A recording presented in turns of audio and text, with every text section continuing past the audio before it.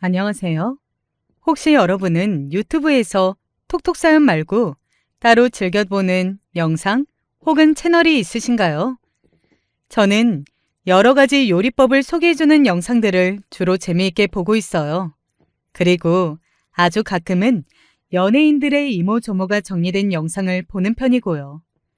그런데 유튜브라는 것이 아시겠지만 한번 어떤 영상을 보고 나면 그것과 비슷한 영상들을 다음번에 막 띄워주고 추천을 해주거든요. 제가 요새 연예인들의 일상을 담은 영상을 좀 봐서 그런지 자꾸만 이런 비슷한 영상을 저에게 유튜브가 한 번씩 보라면서 들이밀더라고요. 그래서 제가 흥미롭게 시청하고 말았던 것이 어느 배우들의 사랑과 정쟁이었습니다. 알고 보니 이쪽과 저쪽이 결혼하기로 약속한 사이였는데 갑자기 그쪽이 나타나서 회방을 놓고 이런 이야기가 옛날에는 연예계에 참 많았던 것 같은데요. 그렇죠? 영상 댓글에서 여러 의견이 오가던데 비판과 비난도 있었고 그때는 시대 분위기상 그럴 수 있었다는 옹호 의견도 꽤 보였습니다. 여러분은 어찌 보시나요? 과거와 지금이 세태가 많이 달라졌다고 여기세요? 제 친정 부모님은 이혼을 하셨어요. 당시로는 무척 드문 일이었다는 것, 그때의 기분이 아직도 생생한 걸 보면 확실히 시대가 많이 달라진 것 같기는 합니다. 지금은 이혼이 아주 흔한 단어가 되어서 오히려 슬픈 시대잖아요. 제 친정엄마가 극심한 고부 갈등을 겪으신 게 우선이었고요.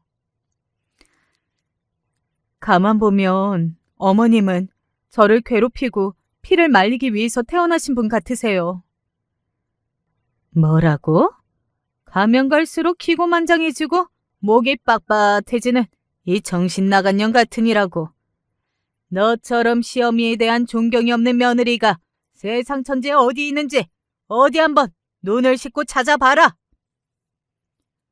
어머님처럼 지독하고 고약한 시어머니가 더욱 드물지 않을까요?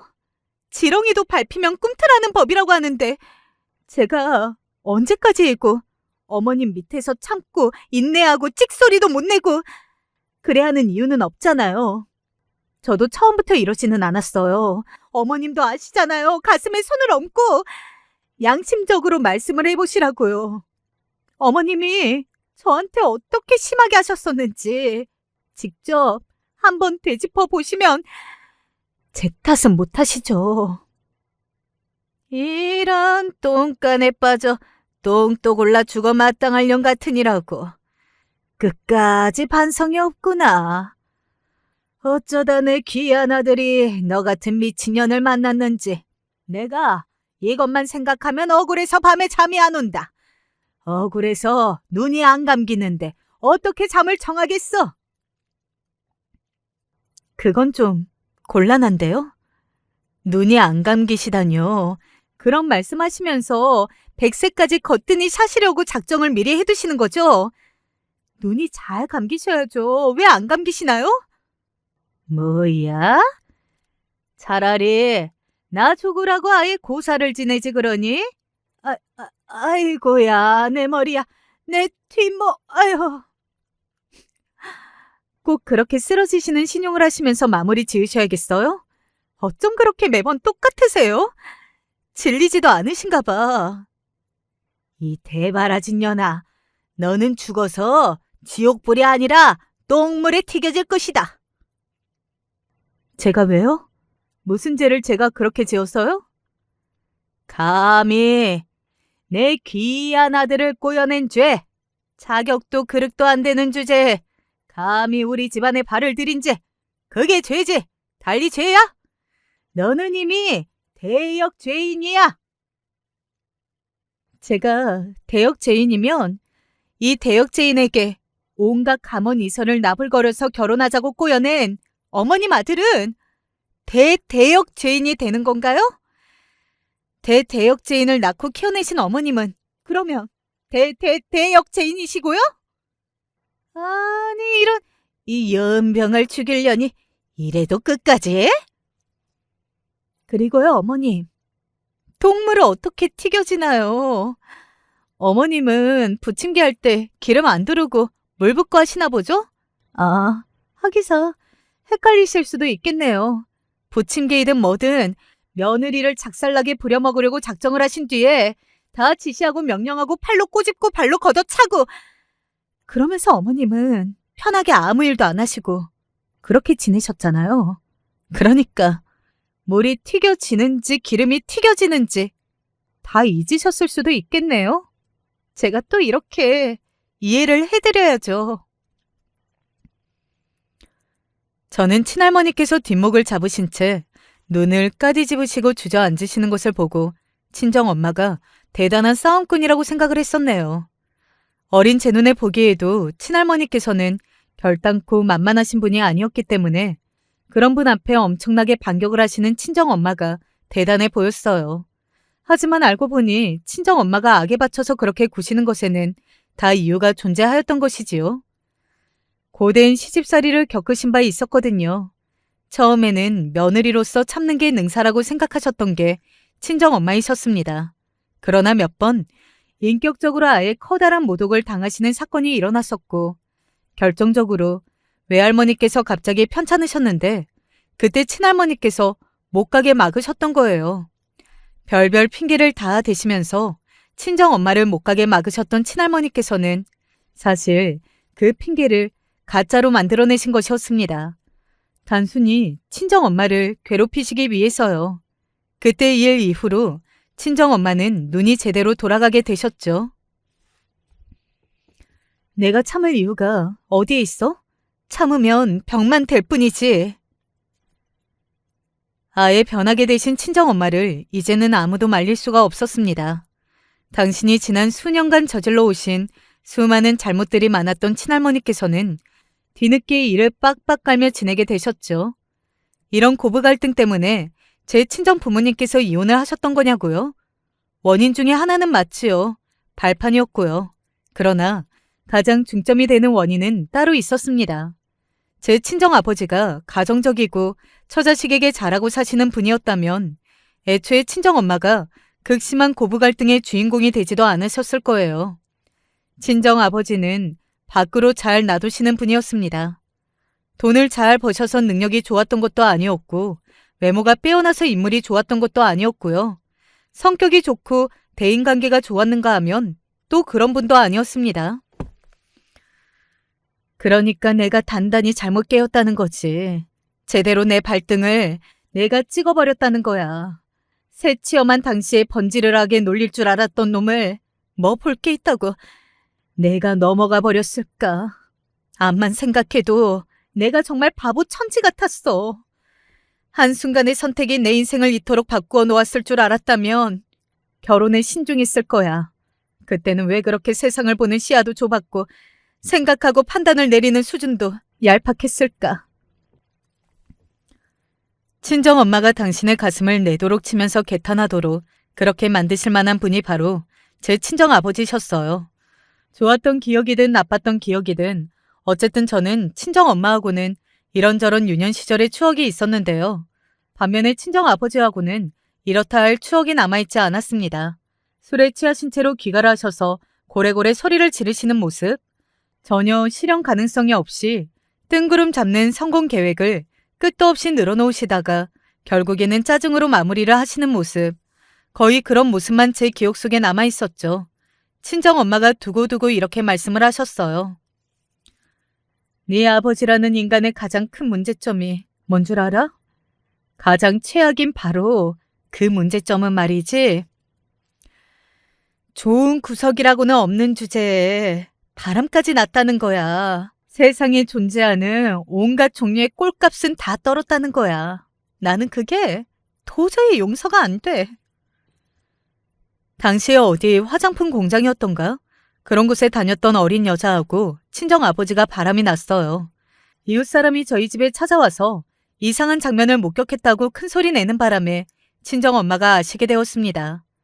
저는 친정 엄마의 손을 잡고 이튿날 어디론가 쫄래쫄래 따라갔었죠. 공장이 근처였을 거예요. 그리고 그곳에서 친정 엄마는 그 어린 여자를 친정 아버지의 상간녀를 발견하였습니다. 왼쪽 볼 가운데에 점 하나, 단발머리, 눈썹이 진한 편, 목이 길고 어깨가 좁은 년. 그래. 너구나. 인상착의가 아주 정확하네. 네? 저기, 누구세요? 이미 내가 누군지 알아차려서 오들오들 떨고 있는 주제에 입으로는 아닌 척할 필요 없어. 아니에요. 뭐 몰라요? 누구이신지? 저는 모른다고요. 내가 우리 딸하고 둘이 왔는데도 몰라? 맹랑한 단발머리야. 귀 파고 잘 들어라. 내가 우리 딸한테 정말 미안한 게 많은데 그중 한 가지가 뭔지 알아? 바로 하등 쓸모가 없는 자기 아버지하고 너무 닮게 낳아줬다는 거야. 오죽하면 딸은 필요 없고 아들만 필요 있고 손녀는 믿고 손자만 예쁘다고 하시는 노망난 우리 어머님이 말이지. 손녀인 우리 딸한텐 뭐라고 안 하셔. 나를 그렇게 미워하시면서도 내가 낳은 우리 딸은 안 괴롭히셔. 왜겠니? 어머님의 빌어먹을 아들놈하고 우리 딸이 닮아도 너무 닮았으니까. 붕어빵도 이것보다는 안 똑같아. 바들바들 몸을 떨던 상간녀가 길바닥에 털썩하고 무릎을 꿇었습니다. 저는 순식간에 저보다 눈높이가 낮아진 상간녀를 신기하게 쳐다보고 있었죠.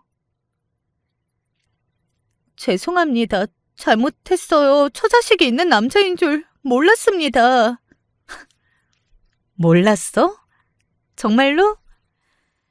그 인간 면상이 젊고 싱싱하지가 않은데 총각이라 생각하고 그 나이 먹도록 장가를 안 든 줄 알았다고? 정말이에요. 진짜로 몰랐어요. 너를 위해서 진심으로 조언을 하겠는데 이런 상황에서 거짓말은 좋지 않아. 내가 우리 딸한테 응징해야 할 상대의 머리통을 어떻게 하면 효과적으로 후려 갈길 수 있는지 지금 바로 교육에 들어가는 수가 있어? 정말입니다. 몰랐어요. 아니, 지금은 알고 있지만 안지 얼마 안 됐어요. 꼴랑 며칠 됐는걸요? 처음에는 몰랐어요. 둘이 얼마나 붙어먹었는데? 내 짐작으로는 넉 달 정도가 됐을까 싶은데. 맞아? 그러자 상간녀가 무릎을 꿇은 채로 누나를 불안하게 굴리더니 이내 천천히 한 손을 들어 올렸습니다. 상간녀의 왼 손바닥이 쫙 펴지는 것을 보시고 친정엄마가 분노로 억누르는 한숨을 토하셨죠. 왼 손바닥이 다 펼쳐진 것, 그것은 5달이라는 의미였기 때문입니다. 내 남편이라는 인간 말종이 5달 전이랍시고 그때는 싱싱하지가 않았어. 그런데 정말로 가정에 있는 남자라는 걸 몰랐다는 소리야? 부인이 바람이 나서 집을 나갔다고 그랬어요. 애까지 데리고서 가출을 해버렸다고 그랬단 말이에요. 저는 그걸 듣고서 믿은 죄밖에 없어요. 그런데 암만 해도 수상해서 몇 번 캐물었다가 바로 며칠 전에 진실을 알게 되었던 거예요. 진실을 알고 나서 관계를 정리하고 싶었으나 제가 집에 부모님이 안 계세요. 왜냐하면 5년 전에 사고로 한꺼번에 돌아가셨거든요. 의지하고 기대고 싶은 어른이 필요했기 때문에 그래서 곧장 정리를 못했어요. 죄송합니다. 잘못했어요. 진심으로 뉘우치고 있습니다. 상간녀가 두 손을 모아 싹싹 빌면서 눈물을 흘렸습니다. 어렸던 저도 충격을 받아 정신이 멍해졌을 정도로 상간녀의 입에서 나온 폭로는 놀라웠죠. 친정아버지가 그런 거짓말을 하시며 바람을 피우셨던 거라니. 집으로 돌아가던 길에 친정엄마는 당신이 온갖 말도 안 되는 개소리에 넘어가서 결혼을 하셨던 때가 생각난다고 하셨습니다. 요컨대 친정아버지가 그만큼 입을 잘 나불거리신다는 의미였죠. 다른 건 전부 다 재주가 없으면서 뻔뻔하게 거짓말을 하고 혀를 낼름거리는 건 왜 그렇게 재주가 좋아? 당신이라는 인간 질리다 못해 지겹고 징그러울 지경이야. 현숙이 엄마, 진정하고 내 말을 좀 들어봐. 내가 다 설명을 할 수 있으니까 일단 진정을 해보라는 말이야. 인간아, 내가 지금 당신이 짓거리는 말을 들을 기분일 것 같아? 죽어, 나가 죽어! 아하이, 안 여자가 성질머리가 왜 이렇게 더러워? 그러니까 울 어머니가 점점 얼굴에 주름이 늘어가잖아. 어머님은 원래부터 얼굴에 주름이 자글자글하신 분이었거든? 뭐가 나 때문이야? 제발 성질머리 좀 다스리고 살아라. 울 어머니의 얼굴에 주름이 원래 10개였다면 현숙이 엄마 당신 때문에 100개가 된 거야. 그리고 불쌍한 그 아이에게 꼭 그렇게 가혹해야만 했어? 불쌍한 그 아이라니? 무슨 개소리라는 거야? 설마 당신하고 놀아난 개? 단발머리 공순이를 말하는 건 아니겠지? 왜 아니야. 맞아, 그 아이. 당신이 공개적으로 개망신을 주는 바람에 일자리 잘렸다고 하더라. 그 불쌍한 아이가 앞으로 어떻게 새로 일자리를 구하라고 그렇게 자비 없이 굴었어야만 했던 거야? 현숙이 엄마, 마음 좀 곧게 써라. 그 아이라니. 소름 끼쳐. 본인이 어린 기집애하고 바람이 났었다는 자각은 있었나 보네? 그러니까 아이라고 칭하지. 이런 미친놈. 징그러워서 더는 안 되겠다. 선택해. 내 손에 죽을지 아니면 스스로 죽을지. 친정엄마는 악에 받쳐서 말씀하셨으나 친정아버지는 무릎을 꿇으시고 고개를 떨구시는 것으로 다 용서를 받으려고 하셨습니다. 남자가 한 집안의 가장이 이토록 저자세로 나왔으면 그것으로 다 된 거라고 하셨어요. 이것 이상을 바라면 지나치게 욕심이 많은 여자인 것이라고도 하셨고요. 친할머니께서도 득달같이 달려오셔서 친정아버지를 감싸셨습니다. 남자가 바깥 일을 하다 보면 바깥 여자하고 잠시 눈이 맞을 수도 있는 거야. 내 귀한 아들이 무슨 잘못이 있다고 너는 사람을 이렇게 몰아붙이니? 어떻게 내 귀한 아들이 무릎을 꿇게 만들어? 이런 아똑한 것을 보았나? 독하다. 정말로 독해. 어머님, 저도 바깥 일은 하는데요. 어머님의 귀한 아들이 워낙 돈을 잘 못 벌잖아요. 그런 주제에 돈 관리도 못해서 주머니에 빵꾸만 나잖아요. 그래서 제가 바깥에 나가서 돈을 버는데 저는 바깥 남자하고 눈이 안 맞는데요? 어머님의 귀한 아들이야말로 뭐 하나 잘난 것 하나도 없는 주제에 바람까지 피우다니 정말로 아똑한 거 아닌가요? 친할머니께서는 뒷목이 아니라 이마를 짚으신 채 쓰러지셨습니다. 진짜로 기절을 하신 건 아니었고요. 대충 그냥 뒤로 넘어가셨어요. 어머니, 괜찮으세요? 우리 어머니! 걱정으로 외치시는 친정아버지를 향해서 악독한 며느리, 저 미친 악처를 쫓아내야 한다고 중얼거리셨습니다. 그 간절한 바람을 더욱 효과적으로 전달하기 위해서 친할머니께서는 굳이 뒤로 넘어가셨어야만 했던 것입니다. 그러나 친정아버지는 못 들은 척을 하셨어요. 뭐라고요? 뭐라고 하시는지 안 들립니다. 우리 어머니 이제 기력도 다 빠지셔서 말씀도 제대로 못하시고 자식된 입장에서 너무 속상합니다. 제발 건강만 하세요. 제발요. 용을 쓰고 못 들은 척 하셨던 친정아버지는 조금도 부부관계를 끝내실 생각이 없으셨던 거예요. 저는 바로 이 점이 그때와 요즘의 때가 다른 양상을 내어 보이고 있다고 생각하네요. 부부간의 신의를 저버리는 것, 부정을 저지르는 것, 가정에 충실하지 않고 집중하지 않는 것. 이것과 이혼은 완전히 별개의 문제로 볼 수 있었던 것입니다.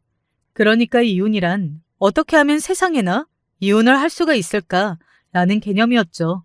친정아버지는 다른 여자와 놀아나고 싶어 하셨으나 가정을 없애버리고 싶어 하지는 않으셨습니다. 친정엄마는 이혼을 원하지 않으셨던 게 아니라 그것을 실현시키는 생각 자체를 못하고 계셨던 것이고요. 하지만 만약에 바람이라는 것이 한쪽에만 부는 것이 아니라 쌍방으로 불면 어떻게 되겠습니까? 안방에 창문을 열어놨더니 밖에서 시원한 바람이 불어왔어요. 적당한 바람이 느껴졌죠. 그러다가 방향이 다른 거실의 창문까지 열어봤더니 갑자기 엄청난 바람이 들어오는 겁니다. 바람 자체가 세진 것이 아니라 들어오고 나가는 통로라는 것이 생겨서 그런 것이죠. 맞바람이 강하게 치게 된 것입니다. 현수가, 너는 네 아버지가 좋으니? 네, 좋아요. 왜? 대체 왜 좋은데? 네 아버지한테서 좋은 점이 뭐가 있다고? 그건 그렇지만 아버지가 싫지는 않아요. 싫지 않으니까 좋은 거 아니에요?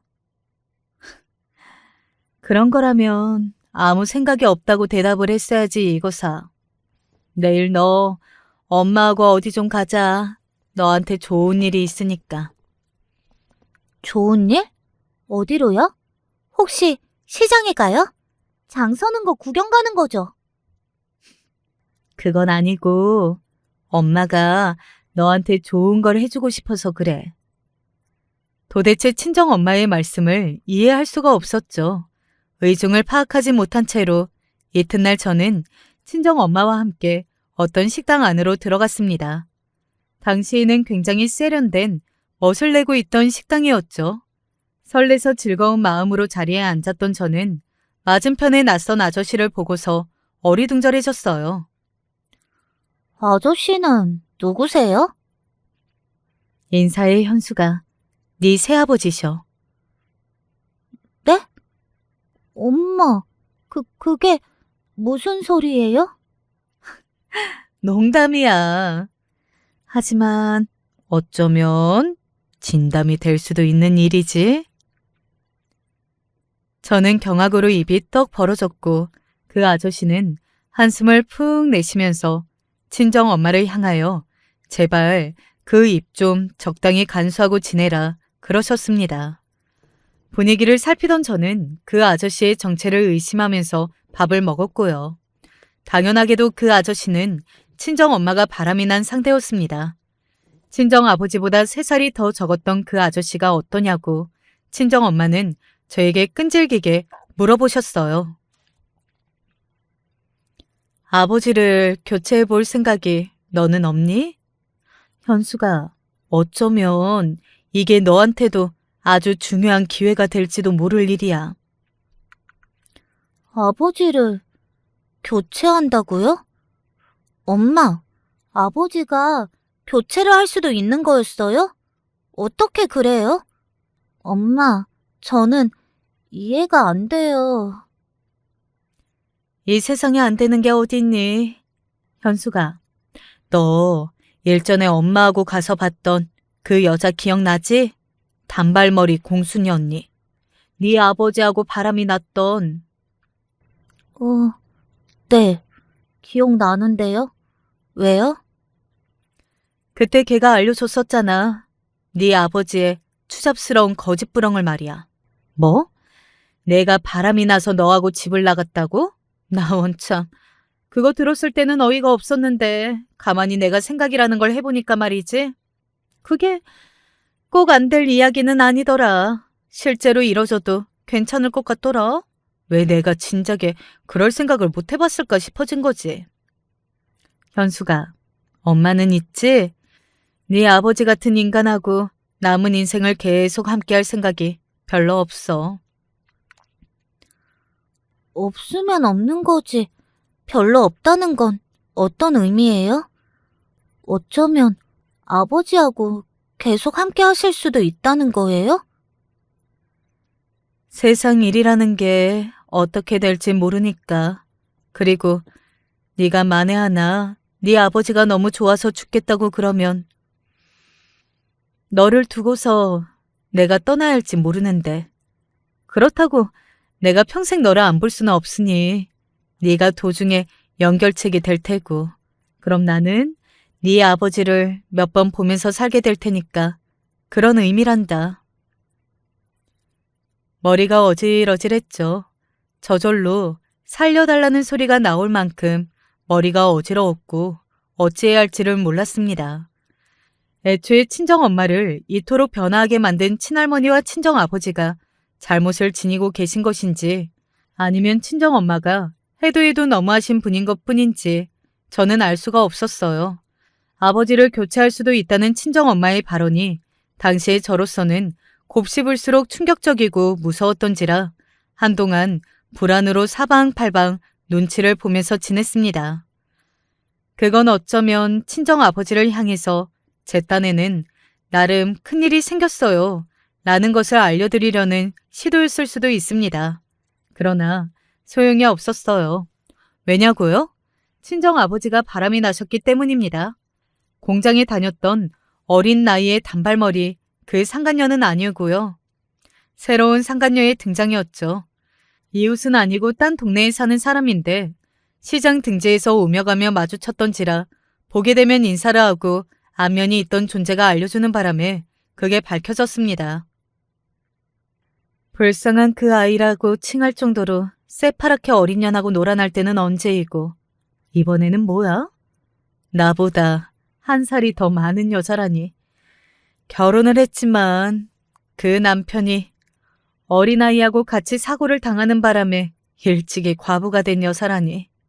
이 미친 인간이 기구하고 불쌍한 여자한테만 끌리는 거야? 아니면 그냥 나이 안 가리고 그저 여자라면 다 좋은 거야? 알 수가 없네. 친정엄마는 이번에도 저를 데리고 길을 나서셨어요. 어떤 국밥집의 뒤편에서 수도를 틀어놓고 설거지를 한창 하고 있던 여자가 있었습니다. 허여멀건하고 입술이 위아래로 다 두툼한 얼굴. 대기구만? 네? 저 말인가요? 혹시 누구세요? 친정엄마는 대답 없이 터치수로 옆을 가리키셨습니다. 옆에는 제가 있었죠. 어안이 벙벙해서 저를 쳐다보던 식당 일을 하던 그 여자. 새로운 상간녀는 무언가 깨달음이 왔는지 화들짝 놀라면서 수도를 잠갔습니다. 그렇습니다. 제 얼굴 하나에 너무 많은 용건과 진실이 담겨 있었던 거예요. 친정 아버지하고 너무 똑같이 생겼으니까요. 맹세코 몰랐습니다. 저승에서 늘어져 있는 댁의 아이와 아이 아버지에 대고 맹세를 해도 대답이 똑같이 나오려나? 그건 아니요. 사실은 알았어요. 맨 처음에는 몰랐으나 금세 알았습니다. 그 사람에게 처자식이 있다는 것을요. 잘못되었다는 건 느꼈지만 너무 외롭고 힘들어서 저도 모르게 그만. 죄송해요. 제가 전부 다 잘못했습니다. 에이, 그건 아니죠. 전부 다라뇨? 왜 그렇게 말을 하실까? 손 한 짝으로 박수를 치실 수 있어요? 칠 수 있냐고. 네? 아니요. 없죠. 하나로 박수를 어떻게 치나요? 그러니까 내가 하고자 하는 말이 그 말이에요. 두 짝이 만나서 박수 소리가 짝짝하고 났는데 왜 잘못을 한 짝이 전부 다 했다고 하시나? 그러면 말이 안 되는 거 아닌가? 말의 의미 자체는 알아들었는데 그 안에 내포된 뜻을 알 수 없다는 표정을 새로운 상간녀가 짓고 있었습니다. 하지만 곧 친정엄마의 설명이 이어지자 점차 깨달음이 번져가는 얼굴로 고개를 끄덕끄덕 하더군요. 이틀 후에 저는 저희 집에서 그 새로운 상간녀를 만날 수 있었습니다. 제가 이 사람과 바람을 피웠습니다. 불장난을 저질렀습니다. 자기야, 여기는 어떻게 알고 온 거야? 여기가 어디라고 와? 대체 왜 여기서 이러는 거야? 집에서 상간녀와 마주한 친정아버지가 놀라서 자빠질 뻔했고 친할머니께서는 이미 자빠지신 뒤였습니다. 그 상간녀가 이렇게 말을 했거든요.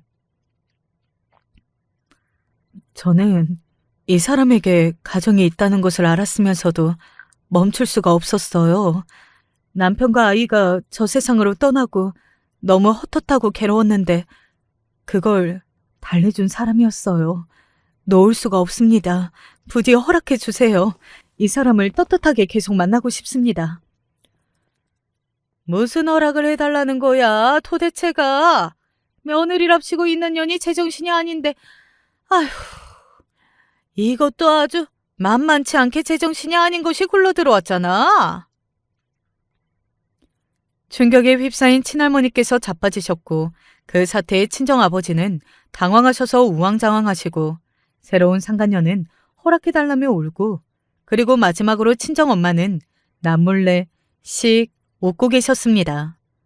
바람만 2번 걸리신 데다가 2번째 상간녀는 떳떳하게 만나고 싶다며 난리를 치기까지 했으니 친정아버지는 이제 도리 없이 결혼 생활을 깨트린 범인이라는 낙인이 당신의 이마에 찍힌 것을 받아들이셔야만 했습니다. 이게 무슨 말인가 하면 친정아버지의 잘못으로 혼인생활이 박살났다는 것이 명시되었다는 뜻입니다. 친정부모님은 이때 이혼을 하셨어요. 친정엄마는 이혼으로 자식인 저를 챙기셨고 얼마 될 것도 없었지만 어쨌든 집안의 재산 3분의 2 정도의 몫을 챙기셨습니다. 빼도 박도 못하게 친정아버지가 너무 큰 잘못을 저질렀고 이로 인해 친정엄마가 이혼을 원하셨기 때문이에요. 그러나 저는 2번째였던 상간녀 등장 이전에 친정엄마 역시 바람이 나셨었다는 사실을 알고 있었죠. 아무래도 이 동네는 떠야겠어. 여기 사람들을 행여라도 마주칠 수 없는 곳으로 가버려야지. 왜요? 오래 살았던 곳이라서 정겹잖아요. 아는 사람도 많은데요. 멀리 떠나기에는 아깝고 아쉬워요. 정겹다는 게 뭐니? 정이 많다는 거지. 아는 사람이 많다는 건 또 뭐겠어? 그 정을 나눌 사람이 많다는 거겠지. 그래서 안 된다는 거야. 엄마는 사람들하고 정을 나누는 게 싫으세요? 네 아버지가 집 밖에서 바람 피우고 다녔던 걸 어떻게 들켰는지 생각을 해봐라. 현수가, 이 엄마가 여기를 떠나야겠니? 아니면 계속 살아야겠니? 보는 눈과 듣는 귀가 많아도 너무 많다며 고개를 흔드신 친정엄마를 따라 저는 멀리 이사를 가야만 했어요. 전혀 낯선 곳에서 살게 된 저는 새로 적응을 해야만 한다는 게 너무 고달프고 우울했죠. 전에 식당에 뵌 적이 있었던 그 아저씨와 친정엄마는 연애를 이어가셨습니다. 여기까지 그야말로 친정엄마는 거침없는 행보만 이어오신 셈이었죠. 저는 정말이지 제 스스로를 대단한 인물의 자식이라고 생각하지 않을래야 않을 수가 없었답니다. 사람은 괜찮고 나와 잘 맞는데 그렇다고 해서 재혼을 하느냐 마느냐 하는 건 또 다른 문제이지. 나는 이제 결혼이라는 제도가 신물이 나고 바람을 안 피우는 기혼자는 무척이나 드물다고 생각을 하고 있으니까 굳이 내가 또 결혼을 해야 할까? 딸 자식도 있는데. 그러나 혼인신고를 하시는 것에는 소극적으로 구셨어요. 친정엄마가 이혼을 하신 뒤 딸 하나만 데리고 산다는 것을 알게 된 주변 사람들은 자꾸 오지랖을 부렸습니다. 차라리 사별이 100번 낫지 어떻게 이혼을 할 수가 있냐고 하면서 얼른 새로 짝을 찾아야 한다는 이야기였죠. 그래야 하나 있는 자식 새끼도 어디 가서 기죽지 않고 잘 살 수 있다는 부연 설득은 꼭 따라 붙었습니다. 친정아버지가 바람을 상습적으로 피우셔서 이혼을 했던 거라는 설명이 튀어나가도 주변 사람들은 남자는 그럴 수도 있는 법이라고 생각을 하는 것 같았습니다. 그걸 못 참고 이혼까지 간 여자가 너무했던 거라고 여기시는 분도 계셨고요. 짜증나는 인간들.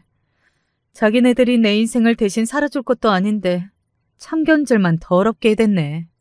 그럴수록 그 참견질을 더 무시하고 싶어지는 게 내 마음이야. 싸움 따기 다 대신 지 오래였던 친정엄마에게 주변 사람들의 오지랖은 써먹혀 들지 않았지요. 당당하게 턱까지 치켜들고 다니셨던 친정엄마와는 다르게 저는 오만 전전긍긍을 다했습니다. 만약에 학교 친구들이 나를 부모가 이혼한 애라는 걸 알고서 따돌리면 어떡하지? 절대 들키지 않게 부모님이 사이가 좋으신 것처럼 말을 꾸미고 지내야겠다. 아니지. 꼬리가 길면 밟히니까 아예 부모님 이야기 자체를 안 꺼내고 지내야겠어. 가족 이야기를 하기 싫어하는 성격인 것처럼 꾸미면 괜찮겠지? 학창시절 친구들과의 관계가 세상에서 가장 중요하고 신경이 쓰이던 시기였죠. 그래서 저는 혹여라도 제가 이혼 가정의 자식이라는 걸 들키기라도 할까봐 조마조마하며 학교를 다녔습니다. 제 가정 사정에 딱히 먼저 누가 궁금해한 적도 없었건만 마치 도둑이 제발 저리는 모양새 마냥 그랬어요. 이혼이라는 두 글자가 너무나도 커다랗게 다가왔습니다. 친정 부모님이 이혼하신 걸 들킬까봐 저는 이게 하도 신경이 쓰여서 교우 관계를 형성하는 것에도 지장이 있었어요. 고등학교까지 간신히 다니는 동안 저는 공부보다도 이혼 가정이라는 걸 안 들키는 것에 초점을 맞췄답니다. 오죽하면 그랬었네요. 제가 공부를 썩 잘하지 못했어요. 공부에는 관심도 재능도 끈기도 없었죠. 나는 예전에 가정 형편만 따라줬어도 고등학교까지는 무조건 나왔을 거야. 빌어먹을 가난 때문에 그러지 못했던 것뿐이지. 학업 자체에도 흥미가 많았어. 그러니까 네가 학비에 들어가는 돈이 아깝게 시리 공부도 못하고 어떤 과목이든 특출난 게 하나도 없는 건 내가 아니라 네 아버지 쪽을 닮아서야. 행여라도 내 탓을 할 생각 말고 원망을 하려거든 실컷 네 아버지나 원망하고 욕을 해. 알았니? 대학의 디귿자 근처에도 가기 어려웠던 저의 학업 성취도를 확인하셨을 때 친정엄마는 크게 화내시는 것보다도 더 무섭게 느껴지는 은은하게 화가 난 눈빛과 조롱 섞인 말투를 저에게 선사해 주셨죠. 그 덕분에 저는 조금도 대학 진학을 놓치게 된 것이 아쉽지 않았답니다. 그리고 저는 말이죠. 일찍 결혼을 했어요. 결혼할 제 짝을 만난 건 무려 20살 때의 일이었답니다. 대학교 진학도 안 하는데 집이 부자도 아닌데 그러면 20살짜리 여자애가 뭘 하겠나요? 일을 다니고 돈을 버는 것이었죠. 일을 시작했다가 건너 아는 사람을 통해 3개월 만에 남편을 처음 만났었죠. 남편이 저보다 4살 연상이었는데요. 우리 둘이서 4살 차이 딱 좋네요. 같은 청춘을 공유하고 있잖아요. 이런 소리를 초반에 하는 바람에 저는 뒷걸음질을 칠 뻔했습니다. 친정엄마가 질색팔색과 함께 회상을 하시는 친정아버지가 새치어를 잘 놀리셨던 옛 과거가 떠올랐거든요. 친정아버지 같은 남자라면 사양이었어요. 만나고 싶지 않았습니다. 주둥이만 번지르르 한 줄 알고서 일찍이 벽을 세웠는데 남편은 생각 외로 제가 크게 마음에 들었던 겁니다. 자존심 상해하기는커녕 더욱 적극적으로 저에게 구애를 했었거든요. 못 이기는 척 한번 넘어가 준 저는 남편과 가볍게 연애를 해볼 작정이었어요. 그랬다가 완전히 금세 빠져버리고 말았죠. 저는 아주 어렸을 때부터 집안에서 당최 사이가 좋고 화목한 가족의 모습을 본 역사가 없었으니까요. 남편과 둘이서 가정을 꾸리고 행복하게 지낼 상상만 해도 눈시울이 붉어졌습니다. 아무렇지 않은 척을 하며 지내왔지만 사실 제 속은 남모르게 골마 있었던 거예요. 태평한 척을 했었지만 친정아버지의 상간녀들을 직접 만나고 이야기를 듣는 것이 너무 충격적이었고 그 순간들이 내심 상처가 됐었습니다. 그런 것들이 모여서 저로 하여금 빨리 결혼해서 저만의 이상적이고 평화로운 가정을 만들고 싶다는 생각을 하게 만들었나 보더라고요. 정신을 차리고 보니까 어느새 제가 남편에게 결혼을 조르고 있었던 거예요. 남편은 일남 이녀 중에 막내였고 유일한 아들이었습니다. 위로 누나만 둘이었던 건데요. 그 사실을 알았을 때 혹시나 했건만 까보니까 역시나였어요. 시댁에서는 처음에 저를 못마땅하게 봤었습니다. 어디서 무슨 대도 않는 여자애가 우리 아들을 넘봐? 얼마나 귀하게 키운 아들인데 게다가 양친이 이혼을? 이혼한 부모 밑에서 자랐다니 불보듯 뻔하지. 기본도 안 되어 있을 게 분명해. 특히나 아들 사랑이 지극하셨던 시어머니께서 저를 싫어하셨는데 아직 어린 나이니만큼 진지하게 만날 생각 말고 가볍게 만나다가 헤어지라고 하셨어요. 그러나 저는 남편과 일찍 결혼을 할 생각이 있었고 허락을 받아낼 자신이 있었답니다.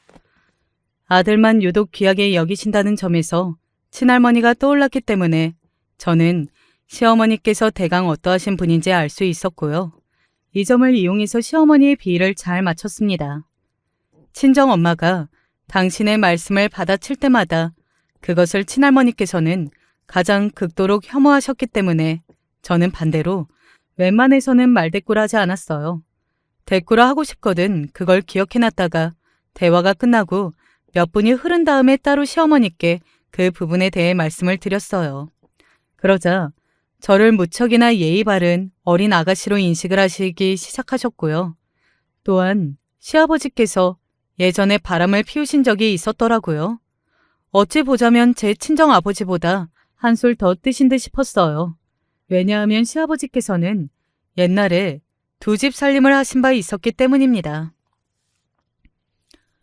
내가 그때 그 망할년의 가증스러운 면상만 떠올려도 당장 혈압이 올라서 꼴까닥 해버릴 수도 있는 사람이야. 손짓무가 면상을 하고서는 두 집 살림의 현장이었던 웃기지도 않는 그곳에 내가 쳐들어가자 외로워서 그랬다. 관심을 못 받으며 자랐다고 어찌나 헛소리를 하던지. 내가 그때 제대로 열불이 터져서 머리 꼭지가 돌아버려서 그 망할년의 싸대기로 후려 갈기고 하고 싶은 말을 그 자리에서 다 쏘아 붙였는지. 아휴, 그랬으니 망정이야. 그때 안 그랬으면 나는 화병에 걸려서 이날 이때까지 살아있지도 않았어. 시어머니께 된통 쓴맛을 본 그 상간녀는 그 이후로 흔적도 없이 자취를 감췄다나 그랬다고 하더군요. 엄청난 불륜이었으나 그럼에도 시부모님은 이혼을 안 하셨죠. 과거에 어떤 일이 있었든 묻고 나서 부부관계를 이어오셨으나 제 친정 부모님을 봐왔던 저는 시어머니의 가슴속의 응어리가 반드시 뭉쳐있을 것이라는 점을 예측할 수 있었습니다. 시아버지의 욕을 하지 않되 가정을 위한 시어머니의 희생정신을 몇 번 칭송해드렸더니 금세 이런 허락이 떨어졌어요. 어차피 둘이 결혼할 것 같으면 오래 끌어서 뭘 하겠니? 그냥 하고 싶을 때 결혼을 얼른 해버리는 것도 괜찮지. 그래서 제가 남편하고 21살의 이른 봄날에 결혼식을 올릴 수 있었던 거예요. 결혼식장에는 친정아버지도 오셨어요. 막상 이혼을 하신 다음에는 상간녀들 다 내팽개치고 계속 혼자 살아오셨다는 친정아버지의 말씀을 친정엄마는 믿지 않으셨습니다. 차라리 똥개가 똥을 끊었다고 하지. 친정엄마의 차가운 철벽 방어 앞에서 친정아버지는 씁쓸한 입맛을 다시셨고요. 시댁 식구들을 비롯한 하객들이 다 하나같이 말을 하기를 제가 친탁을 했다고 그랬습니다. 못 들은 척 태연한 표정을 짓고 있었으나 속으로는 이렇게 대답을 하고 있었죠. 어렸을 때는 지금보다 100배는 더 닮았었네요. 그리고 남편 또한 그런 시선을 은근히 받고 있었죠. 왜냐고요? 시어머니하고 남편이 붕어빵이거든요. 특히 얼굴에서 보이는 몇 가지 특징이 놀라울 정도로 똑같아서 시도득은 절대로 못하겠다는 생각이 절로 들 정도입니다. 아무튼 결코 평범하지 않았던 나날을 보냈던 덕에 저는 일찍 결혼을 해서 일찍 아이를 낳았어요. 아들이 먼저 태어났고 6살 터울로 딸이 태어났습니다. 딸 역시도 제법 이른 나이에 낳은 것이었지만 셋째는 없었어요. 제가 딸을 낳고 나서 교통사고를 당했거든요. 꼬박 5년을 아무런 활동도 못하고 요양만 했고요. 돈도 못 벌고 애들도 못 돌보는데 병원 비며 약값이 너무 많이 들어서 진짜 심적으로도 미치게 힘들었던 나날이었죠. 죽을 힘을 다해서 기적처럼 일어났고 이악 물고 재활을 거쳤고 남들처럼 평범한 일상을 누릴 때가 되었을 때는 눈물이 날 만큼 기뻤습니다. 제 곁을 변함없이 지키며 헌신적인 가장의 역할을 다하는 남편을 보며 제 친정 부모님은 물론이고 시부모님까지 많은 생각을 하셨어요. 진짜 부부란 그런 것인데 의지와 신뢰를 다하는 관계가 부부인 건데 내가 잘못 생각하고 잘못 살았던 거야. 어느 날 친정아버지가 씁쓸한 얼굴로 그리 혼잣말을 뱉으신 적이 있었죠. 내부는 너무 늦게 깨달으셨으나 제 자식들은 일찍이 깨달은 채로 성장을 했답니다.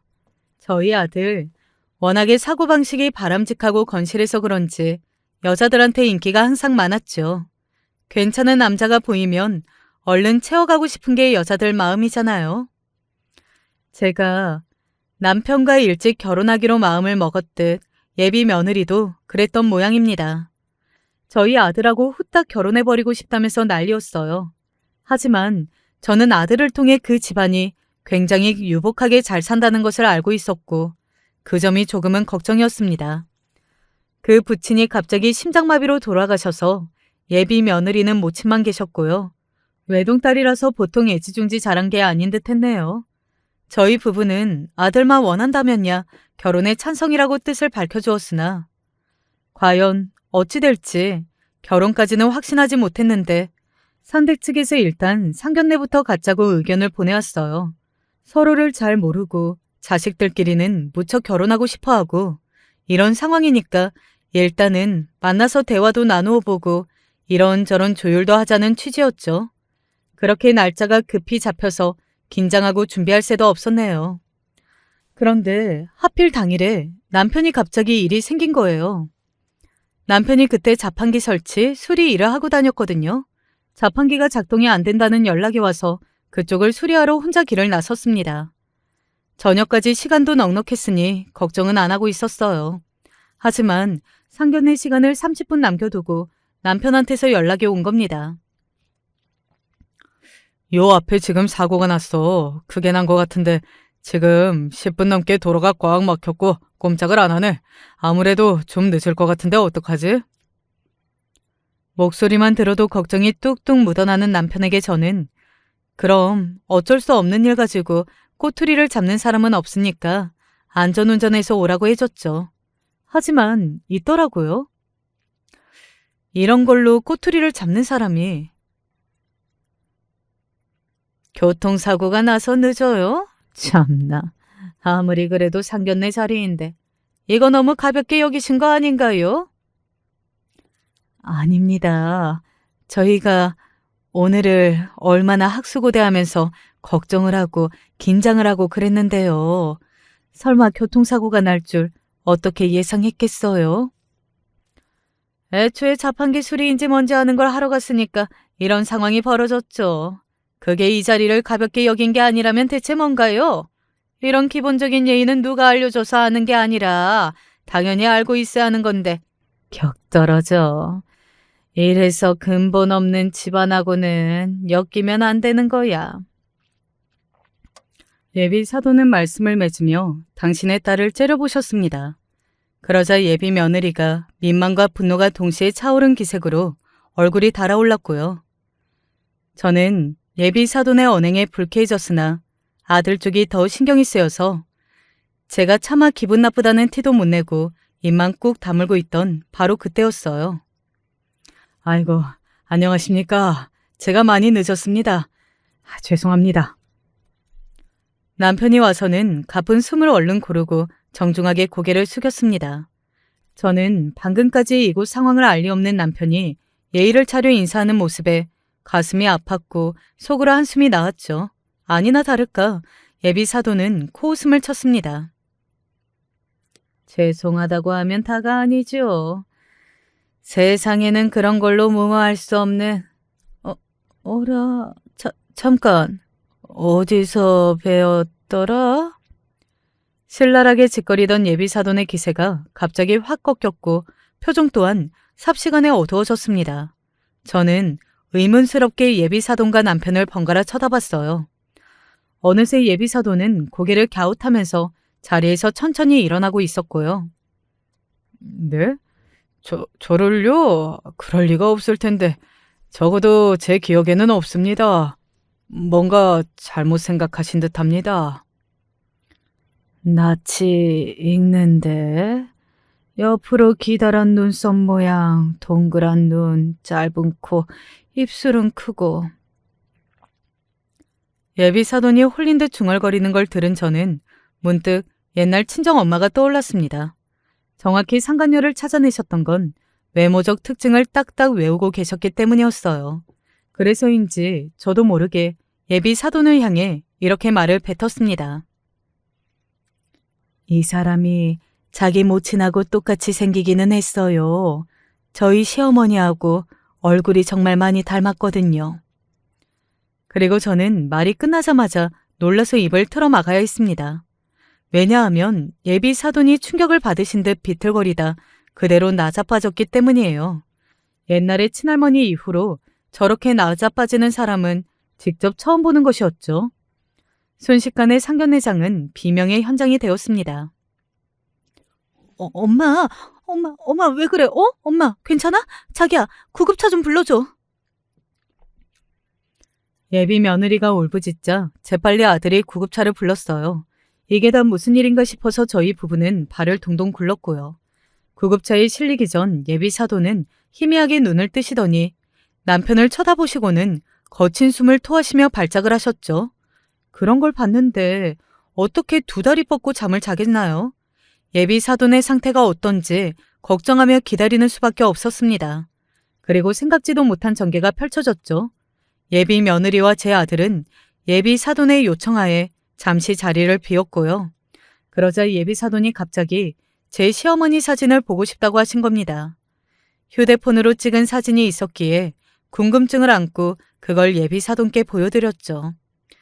사진을 보고 커진 눈동자를 흔들던 예비 사돈은 시어머니께서 작년에 치매를 앓기 시작하셨다는 이야기를 듣고는 갑자기 안도의 한숨을 내쉬셨어요. 그랬군요. 그런 거였어. 이유를 캐 물으려던 그때 남편이 갑자기 조용한 목소리로 이렇게 말을 하는 것이 아니겠어요? 외람되지만 혹시 제 어머니뿐만 아니라 제 아버지도 알고 계시지 않습니까? 예비 사돈의 놀란 얼굴이 그 순간 저와 비슷했을 겁니다. 이미 답을 찾았다는 듯 남편의 얼굴은 차분한 상태였고요. 그걸 보시고 예비 사돈이 씁쓸한 기색으로 바로 인정을 하셨습니다. 네, 맞아요. 알고 있습니다. 한때 잘못된 행동을 했던 적이 있었죠. 저 자식이 있는 남자에게 홀린 적이 있었거든요.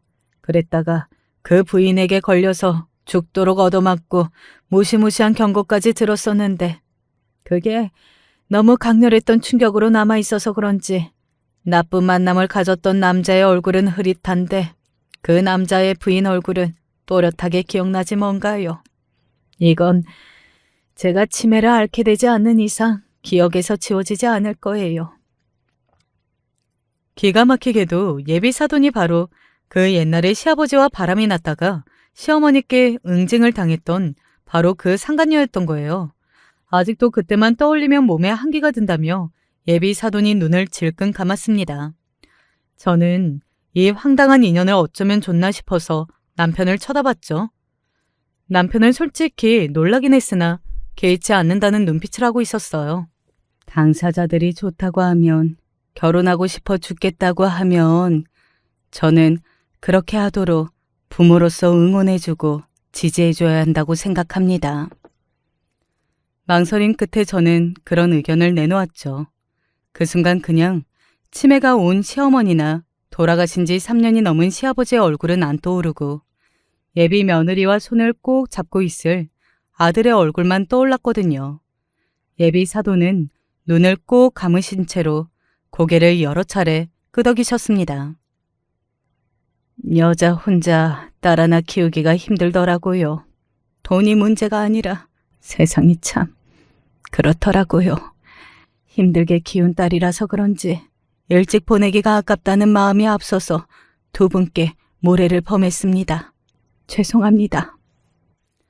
친정엄마처럼 보통 내기가 아니신 분도 이혼 딱지 때문에 손가락질을 무척 받으셨는데 저는 예비 사돈이 여자 혼자서 자식 키우는 게 얼마나 고충이 많으셨을지 왠지 짐작이 가서 즉각 그 사과를 받아들였네요. 남편도 저와 일심동체였고요.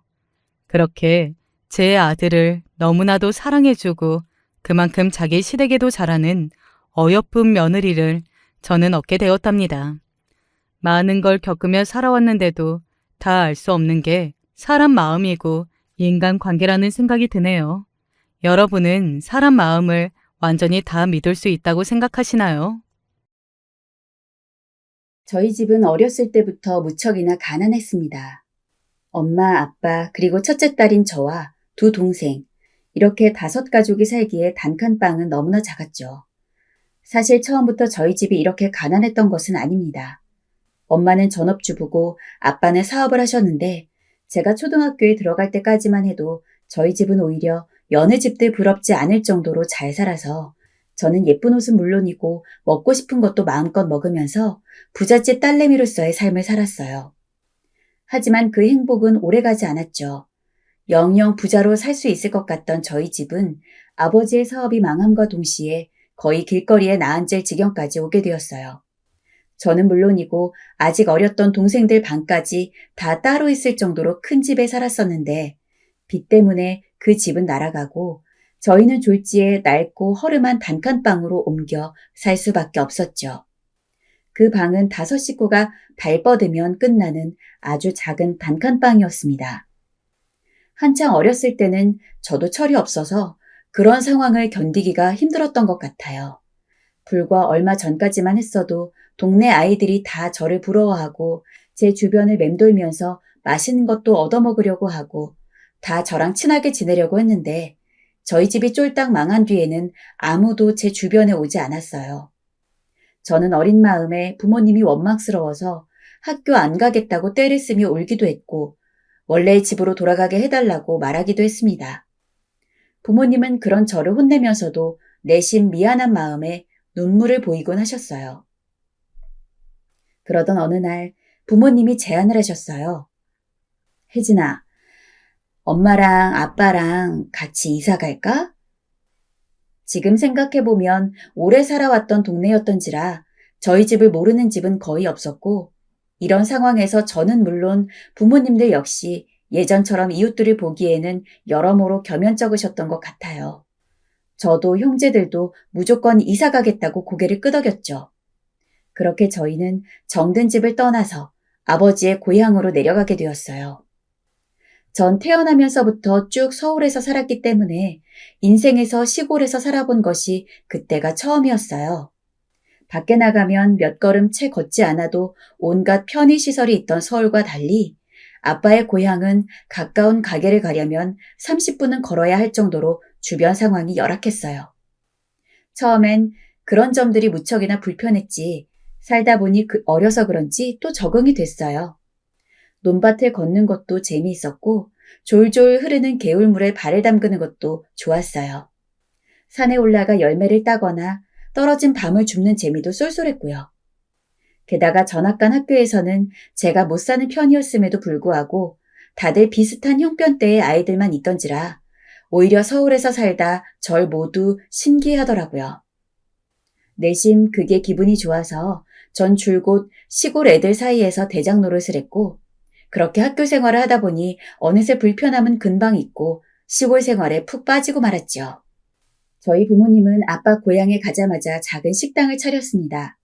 다닐 만한 회사도 없고 이미 사업을 해봤던 아빠는 희망의 끈을 놓지 못하고 엄마를 밤낮으로 설득하셨어요. 규모를 작게 하다 보면 망할 일도 없다고요.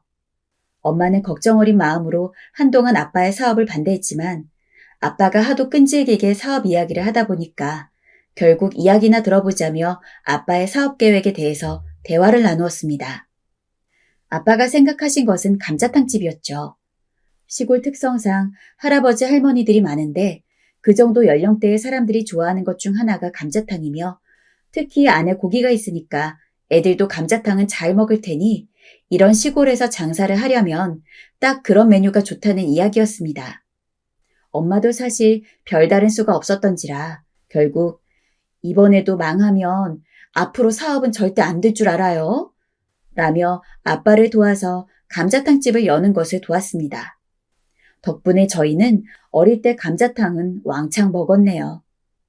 아무튼 고향에서 연 아주 작은 감자탕집은 저희 가족에게 큰 돈을 안겨주지는 못했지만 최소한 서울에서 아빠가 진 빚을 갚을 수 있게 해주었고 이를 넘어서서 저희 가족이 어떻게든 먹고 살 정도의 환경을 가질 수 있게 해주었습니다.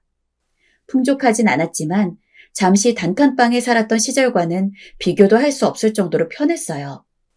낡았지만 거실과 방이 분리된 집에서 살 수 있었고 화장실도 집 안에 있었으니까요. 그렇게 저는 성인이 될 때까지 아빠의 고향에서 살았습니다. 하지만 성인이 되니 일자리도 구하고 싶고 이제 아무것도 없는 시골을 벗어나서 다시 서울로 가고 싶더라고요. 그 이야기를 부모님께 하니 부모님은 고개를 끄덕이며 잘할 수 있다며 저를 믿어주셨어요. 그리고 큰 돈은 못 대줘도 작은 방 하나 잡을 돈은 대줄 수 있다며 제게 돈을 해주시려 했어요. 사실 집안 형편을 뻔히 아는데 돈을 받는 게 어딘지 찝찝하고 좀 죄송스러워서 됐다고 손을 내저었지만 부모님은 적어도 몸 눕힐 곳 하나는 마련해줘야 마음 놓고 저를 서울로 보낼 수 있겠다고 하셨고 결국 전 부모님의 돈을 받아 서울로 올 수 있었습니다. 오랜만에 서울 생활은 최고였어요. 사실 어렸을 때 서울에 살았었던 건 초등학교에 막 들어갔던 나이에 끝났으니 잘 기억도 나지 않았는데 어른이 되어 서울에 오니 이것저것 할 수 있는 게 많았던지라 과거와는 완전히 다른 느낌이더라고요. 고요하고 평화로웠던 전원 풍경을 벗어나 시끌벅적하고 새로운 것들이 가득한 곳에 오니 눈이 어디로 돌아가는 줄 몰랐습니다.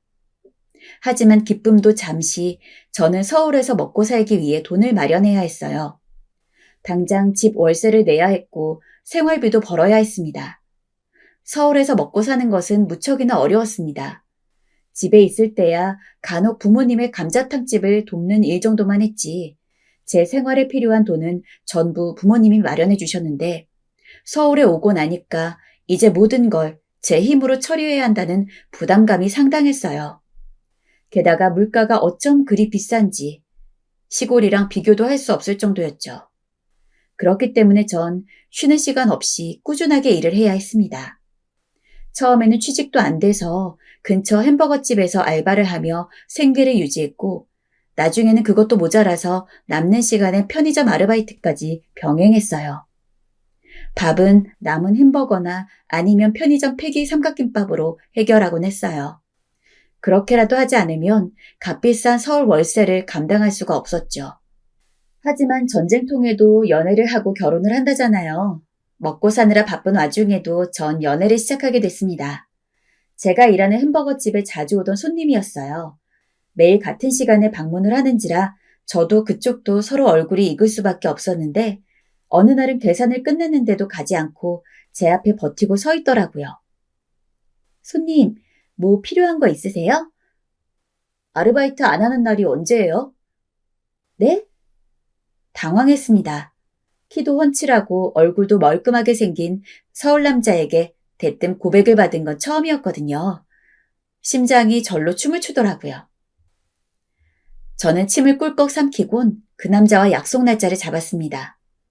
당시에는 사실 진짜 일주일 내내 일을 하느라 바빠서 만나기가 힘들었는데 저도 그 남자가 마음에 들었던지라 일하던 편의점 점장님에게 하루만 빼달라고 부탁을 드려 주말에 하루 그 남자와 데이트를 했죠. 그리고 만나서 이야기를 나누다 보니 더욱 호감을 갖게 됐고 저희는 금세 친해질 수가 있었어요. 사귀게 된 건 3번째 데이트를 했던 날인 것 같습니다. 처음 데이트를 한 이후 제가 아르바이트를 매일 해서 사실 하루를 길게 빼고 만나기는 힘든 것 같아요. 라고 이야기를 하니 남자는 그럼 주말에 아르바이트 끝나는 시간 알려줘요. 그때부터라도 데이트하게. 라고 말을 했죠. 정말 남자는 제가 편의점 아르바이트가 끝나는 시간에 맞춰서 근처에서 기다리고 있다가 함께 저녁을 먹고 헤어지곤 했습니다. 딱 그걸 3번 했을 때 남자는 괜찮으시면 다음부터는 연인으로 만나는 게 어때요? 라고 이야기를 했고 저는 거절할 이유가 없었어요. 저 역시 그 남자가 마음에 들었으니까요. 연인이 된 이후 결혼까지 가는 것은 생각보다 금방이었습니다. 저는 어릴 때부터 가능하다면 결혼은 빨리 하고 싶었고 남자친구 역시 저와 생각이 같았기 때문에 한 1년 정도 사귄 이후부터 진지하게 결혼에 대해서 이야기를 나눴어요. 당시 저는 22살이었고 남자친구는 24살이었죠. 결혼을 생각하기에는 무척이나 이르다는 것을 잘 알고 있었습니다. 다만 언젠가 결혼을 할 거라면 그런 이야기는 미리 나누는 게 좋다고 생각했기 때문에 저희는 쇳불도 단김에 빼랬다고 바로 서로의 부모님께 인사를 드리러 가는 건 어떻겠냐고 의논했죠. 처음엔 저희 부모님도 남자친구네 부모님도 다 반대를 했어요. 이유는 하나였죠. 저와 남자친구가 너무 어리니 결혼은 좀 성급한 것 같다고 하지만 저희가 최대한 빨리 결혼을 하고 싶다고 의견을 밀어붙이니 결국 부모님들도 두 손 두 발 다 들고 정 그러면 인사를 하러 오라고 하셨죠. 저희 부모님은 생각보다 남자친구를 잘 받아들였는데 문제는 남자친구네 부모님이었습니다. 부모님은 뭐 하시니? 남자친구네 어머니가 절 보자마자 제일 처음 물은 질문이었습니다. 아버지는 고향에서 감자탕집 하고 계시고 어머니는 아버지 도와서 가게 일을 하시긴 하지만 전업주부세요. 감자탕집? 미안한데 나는 이 결혼 반대다.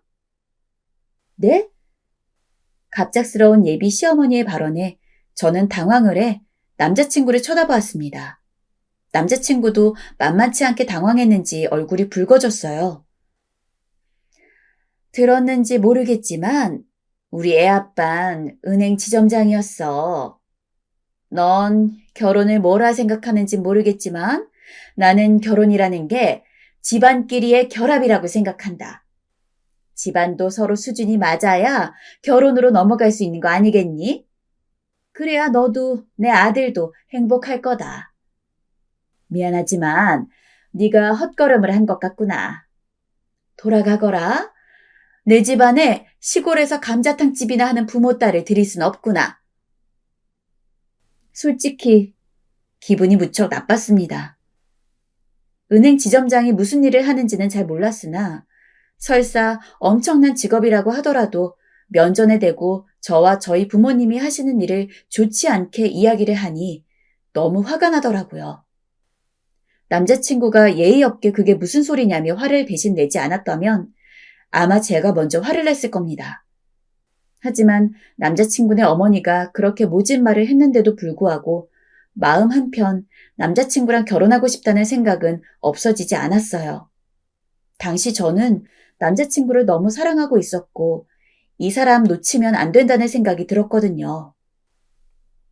그래서 어머니가 뭐라고 하든 그냥 한 귀로 듣고 한 귀로 흘리면서 웃으며 매일같이 찾아가 결혼을 허락해달라고 말씀드렸어요. 자존심이 상하기도 하고 이렇게까지 해야 하나 싶기도 했지만 그래도 남자친구만을 생각하려 했죠. 제가 하도 집요하게 구니 어머니도 지치셨는지 조금은 저를 받아들이는 눈치셨고 저는 그 틈을 노려 더 잘 보이려고 애썼습니다. 결국 어머니는 어느 날 절 부르시더니 그래, 너네 알아서 해라 라며 결국 백길이 드셨습니다. 물론 그 와중에도 저희 집이 마음에 들어 보이진 않았지만요. 그렇게 저희는 어찌저찌 결혼을 진행했습니다. 나이가 아직 어린 만큼 아이는 당장 낳지 않는 걸로 남편과 합의를 받기에 저희는 저희 둘만의 신혼생활을 즐길 수 있었어요. 서로의 부모님에게는 생일과 명절 때만 연락을 드리며 챙기기로 했기 때문에 불필요하게 시간을 낭비할 일도 없었어요.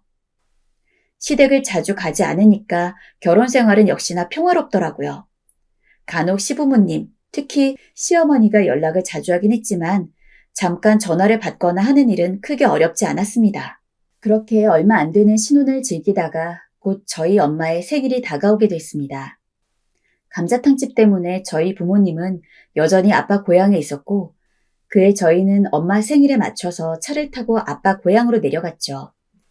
엄마는 저희가 오자마자 반갑게 맞이해 주시며 저희 먹으라고 커다란 그릇에 감자탕을 잔뜩 끓여다 주셨습니다. 엄마 생일 축하하려고 온 건데 우리가 대접받네. 어른이 되고 감자탕을 잘 안 먹긴 했지만 엄마나 아빠가 끓인 감자탕만큼은 저에게 추억의 음식이었기 때문에 저는 오랜만에 먹는 엄마표 감자탕이 너무 반가웠어요. 남편도 처음 저희 집에 인사를 왔던 날을 빼고는 그 이후로 저희 집 감자탕을 먹은 적이 없었는데 종종 저희끼리 살면서도 언제 장모님이랑 장인어른네 감자탕 먹으러 가고 싶다 고 말할 정도로 저희 감자탕을 좋아했기 때문에 어쩐지 잔뜩 들뜬 얼굴이었죠.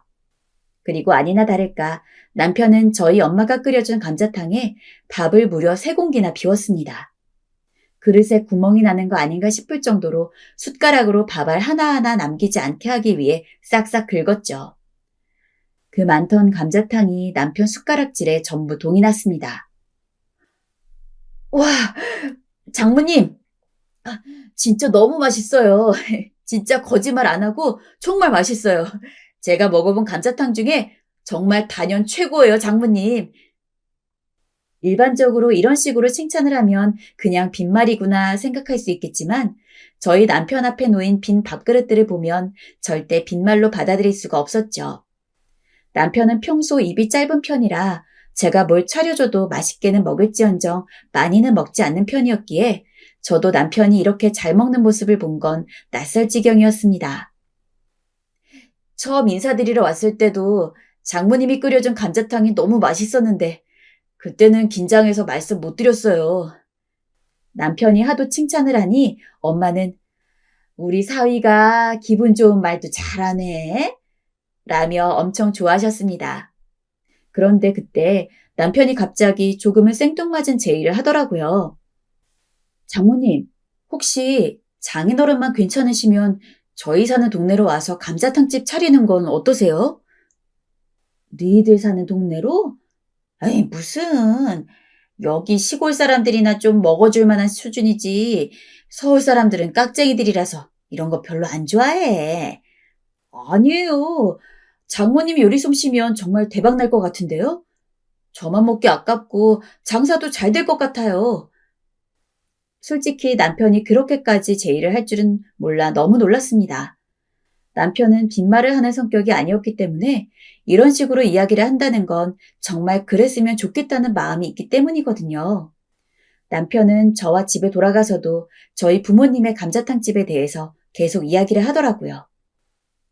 내가 진짜 그냥 하는 말이 아니라 장모님이랑 장인어른 정도 되는 솜씨면 작은 시골에서 가게를 하는 것보단 서울에 와서 크게 가게 차리는 게 장사도 더 잘 되고 좋을 것 같아. 그렇게까지 남편이 자기 일처럼 이야기를 하니 남편에게 고맙기도 하고 저도 괜히 다시 한번 생각을 해보게 되더라고요. 사실 아빠 고향이라고는 하지만 시골은 시골이고 엄마도 아빠도 작은 동네에서 너무 고생스럽게 사시는 것 같아 걱정이 되던 찰나에 입 짧은 남편이 그렇게 걸신 들린 듯이 먹을 정도의 솜씨라면 서울에 와도 손해는 안 볼 것 같다는 생각도 들었고요. 거의 일주일을 넘게 고민을 하다가 결국 저희는 부모님을 다시 찾아갔고 진지하게 두 분을 설득하기 시작했습니다. 부모님은 조금 불안한 모습이었지만 제가 하도 적극적으로 나서고 남편 역시 할 수 있는 건 다 도와드리겠다고 하니까 결국에는 서울로 오시기로 결정을 했습니다. 부모님이 감자탕집을 하며 모아둔 돈, 그리고 남편이 본인 이름으로 신용대출을 받은 돈을 합해서 저희는 저희가 사는 집 가까운 곳에 부모님을 위한 감자탕집을 차려드리기로 했습니다. 남편은 우스갯소리처럼 제가 장모님이랑 장인어른 손맛 아니까 믿고 투자하는 겁니다. 라며 너스레를 떨었죠. 그런데 부모님이 서울에 가게를 차린다고 하자 어느 날 갑자기 시어머니로부터 전화가 한 통 걸려왔습니다. 전화를 받자마자 시어머니의 째지는 고음이 들려왔죠. 예, 사돈이 여기서 내 아들 돈으로 감자탕집을 차린다고? 요즘 같은 불경기에 가게를 차린다고 잘 되겠어? 괜히 돈만 날리는 꼴이지. 절대 안 된다. 수철이한테도 전해라. 감자탕집인지 뭔지 절대 안 된다고. 어머님, 저희 이미 결정을 내린 상황이고요. 수철 씨가 먼저 제안해서 시작하게 된 거예요. 이 문제는 저희끼리 얘기가 다 끝난 거라 지금 와서 어쩔 수 없어요. 아니, 글쎄 안 된다니까. 당장 거기로 갈 테니까 꼼짝 말고 기다리고 있어. 시어머니는 전화를 끊자마자 그날 밤 정말 택시를 타고 불이 나게 저희 집으로 달려오셨고 한참을 남편과 입씨름을 벌이셨습니다. 왜 그런데 돈을 투자하냐? 장사가 잘 되겠냐? 괜히 엉뚱한 데 돈 쓰지 말고 저축해라. 시어머니의 말은 모두 한결같았습니다. 하지만 남편도 물러서진 않았죠. 어머니, 저도 제 감을 믿고 투자하는 거니 그냥 믿어주세요. 제 장모님 장인어른이라서가 아니라 정말 맛있어서 투자하는 거예요. 남편이 물러서지 않자 시어머니는 한숨을 푹푹 내쉬더니 절 한번 노려보셨어요. 이젠 화살이 제게로 돌아왔죠. 네가 바람 넣었지? 너지? 내 아들한테 네 엄마 아빠 감자탕집에 투자하라고 꼬드긴 거지? 얘, 너 인생 그렇게 살면 안 된다. 아무리 내 아들 돈이 급해도 그렇지. 시골에서 장사만 하는 사람들을 서울로 불러와서 무슨 돈을 벌겠다는 거야? 그건 날강도들이랑 하는 짓 아니니? 어머니, 제가 왜 그랬겠어요? 절 그 정도 사람으로밖에 안 보시는 거예요? 돌아가는 상황이 그렇잖아. 평소 막말이 심하긴 했지만 이 정도로 나오시니 상당히 당황스러웠습니다. 시어머니는 그 어떤 설명도 듣지 않을 기세였어요.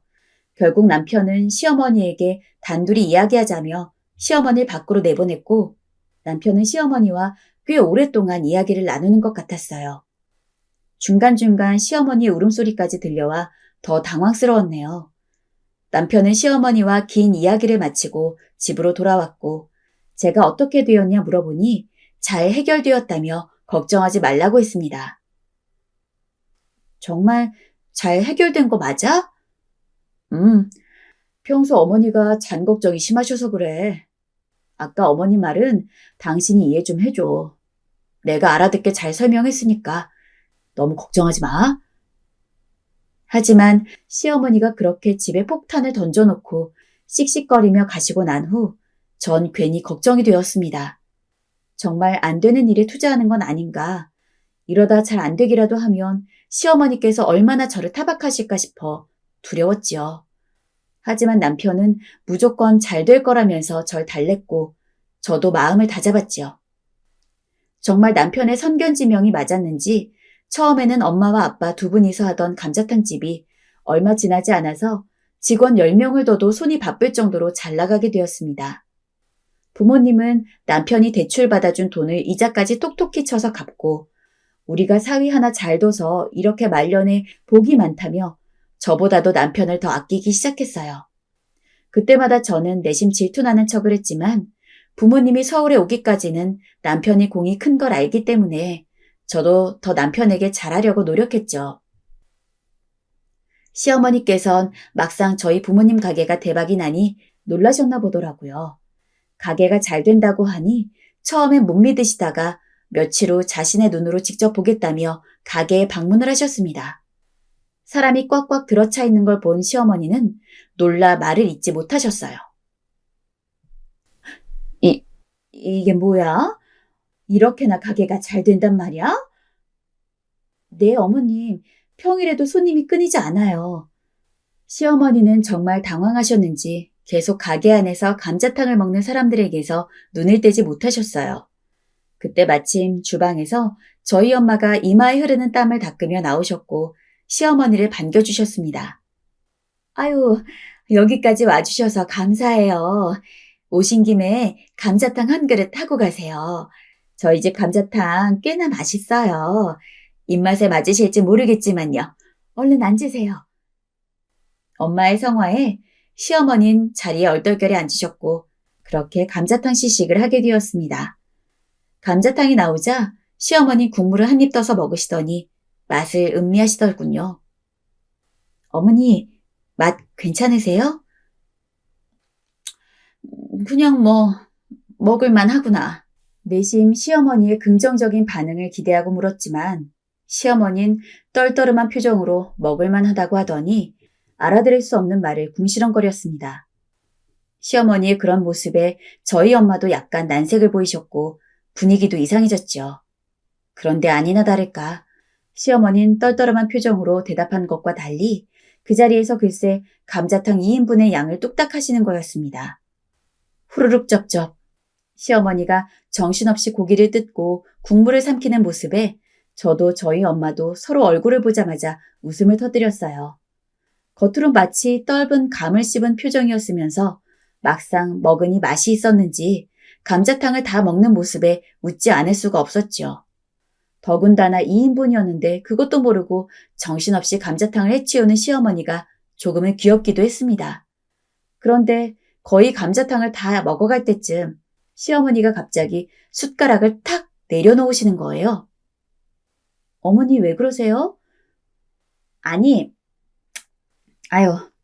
나는 짜서 더 못 먹겠다. 내 입맛이랑은 영 안 맞네. 예? 그래도 맛이 아주 나쁘지는 않구나.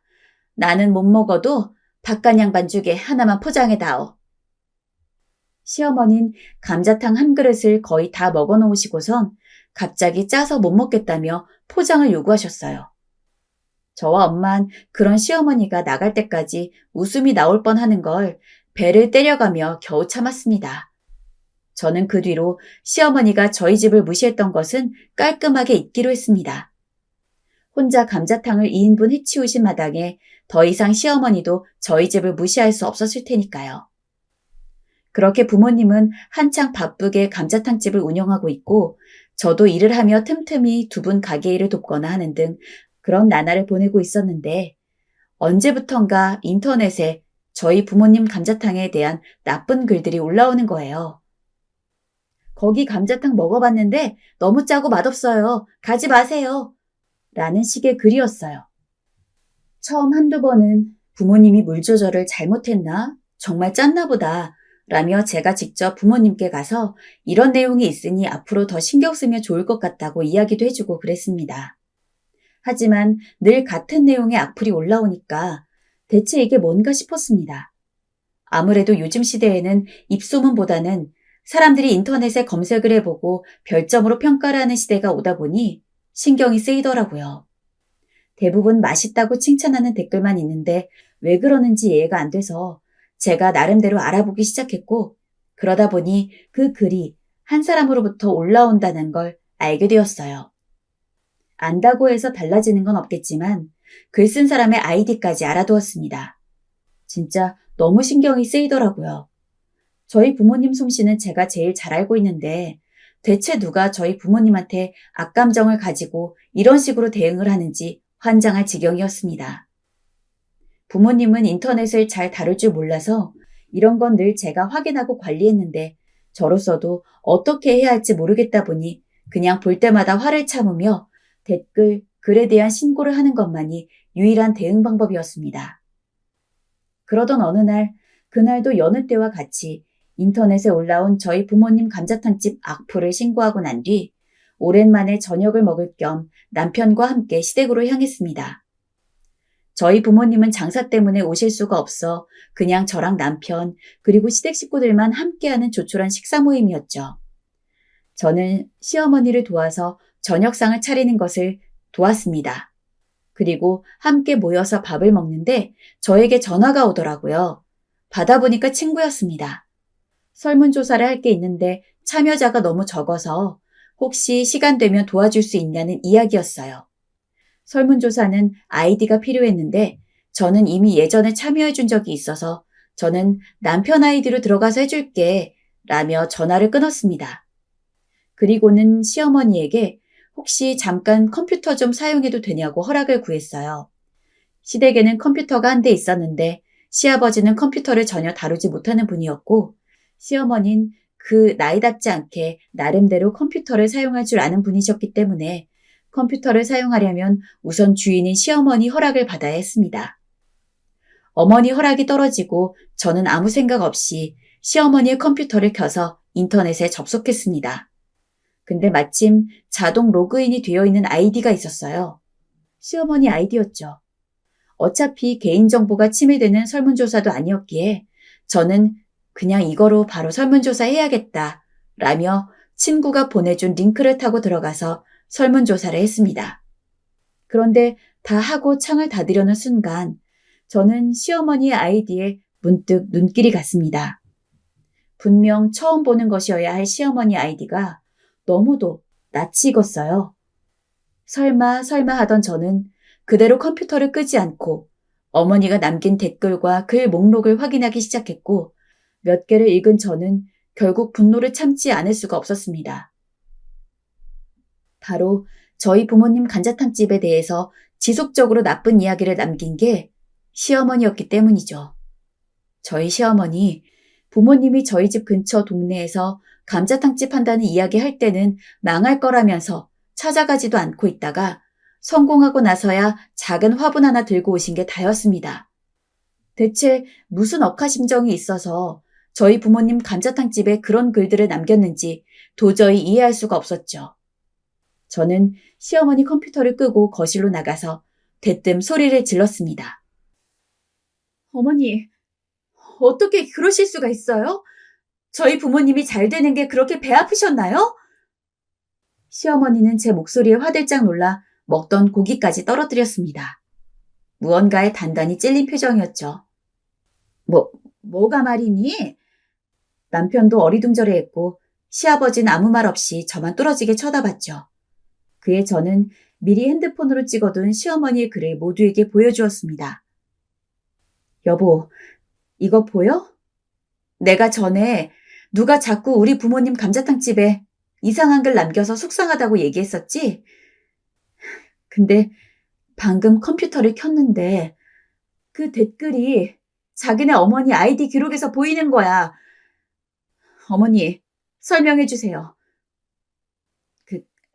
그게 말이다, 그게. 심지어 저희 집에서 감자탕 2인분을 다 드셔놓곤 맛이 없다뇨. 시어머니 얼굴은 화르르 붉어졌고 시어머니는 뭐라 우물쭈물하다 이상한 변명을 늘어놓기 바빴어요. 이미 열이 받을 대로 받은 제 머릿속에 시어머니의 말이 들어올 리도 없었죠. 남편은 그런 시어머니에게 정말이냐고 되물었습니다. 어머니, 정말 어머니가 저걸 쓰셨어요? 아니, 도대체 왜 그러신 거예요? 정말 저 사람 말대로 장인 장모님 잘 되는 게 배 아프셨던 거예요? 나는 그냥 가게가 잘 되길 바래서 나쁜 말도 도움이 되니까. 시어머니의 이상한 변명에 정말 어이가 없더군요. 허나 남편의 추궁이 계속되자 그제야 시어머니는 본색을 꺼내셨습니다. 아니, 솔직히 말해서 감자탕집이 이대로 쭉 잘 돼서 네 안에 기라도 살면 네가 거기에 잡혀 살 거 아니니? 나는 그 꼴 못 본다. 그래서 그런 거야. 다 널 위해서. 언제는 제가 수준이 맞지 않은 집의 딸이라 저를 못 받아들인다고 하고선 이젠 길을 살리면 안 된다는 말에 너무도 황당했습니다. 남편도 황당했는지 그게 무슨 말이냐며 반박했지만 시어머니는 도무지 제 상식으론 이해할 수 없는 주장을 늘여놓으셨습니다. 며느리 기가 너무 세면 안 돼. 제가 좀 못 살고 시골 출신이고 해야 아들 네가 휘어잡고 살 수 있는 거라고. 근데 감자탕집이 계속 잘 돼봐라. 네가 조금만 돈을 못 벌어와도 제가 널 무시할 거다. 어머님, 그러니까 제 기를 죽이시려고 그런 댓글들을 달았다는 거죠? 제가 결혼 전에 어머니가 저희 부모님 무시한 것도 이 사람과 결혼하기 위해 다 참았어요. 하지만 이건 못 참겠네요. 제가 지금까지 수철 씨가 돈 못 벌어온다고 뭐라 한 적 한 번이라도 있는 줄 아세요?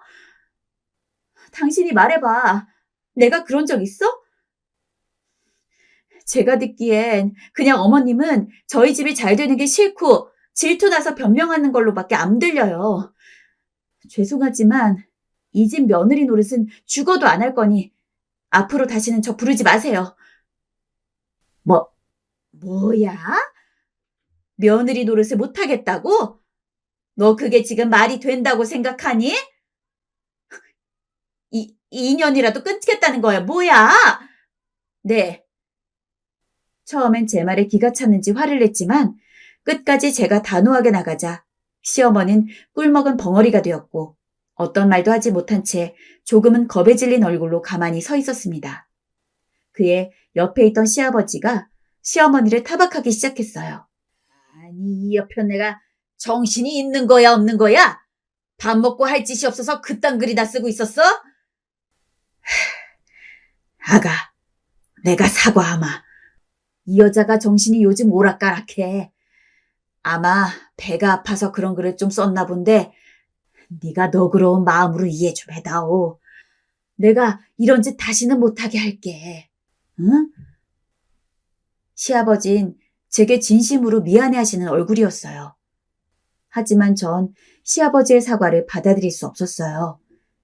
시어머니께서 저지른 짓이고 제가 받아야 할 건 시어머니의 사과였으니까요.